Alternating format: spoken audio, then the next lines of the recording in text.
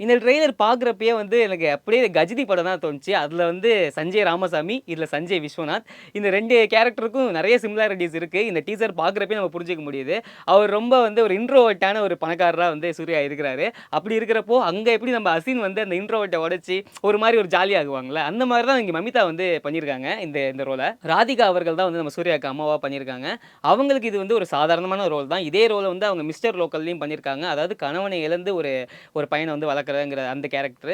இதுலயுமே வந்து சூர்யாவுக்கு அப்பா இருக்கிற மாரி எங்கேயுமே காட்டப்படல. அப்பாவோட பிசினஸ இவர் டேக் ஓவர் பண்றாரு அப்படிங்கிற மாரி தான் வந்து நமக்கு காட்டப்பட்டிருக்கு. ஏன்னா, சஞ்சய் விஸ்வநாத்னு இருக்கு. ஏன்னா அதுக்கு எம்டி நம்ம காமிக்கல. மேபி படத்துல வந்து ஒரு ஃபோட்டோ வச்சு இந்த மாரி வேணா பண்ணியிருக்கலாம். இதே ரோல வந்து அவங்க தெரியலயும் பண்ணியிருக்காங்க. மிஸ்டர் லோக்கல் இந்த 2 படத்துலயுமே வந்து ராதிகா மேம் பண்ணியிருக்காங்க. இந்த ரோல்ல அவங்களுக்கு பெருசா தீனி இருக்காது. இருந்தாலுமே அது பார்க்கறதுக்கு ஒரு மாரி கியூட்டா இருக்கு. ஒரு சாட்லலாம் வந்து டீசர்ல வந்து சொல்றாங்க.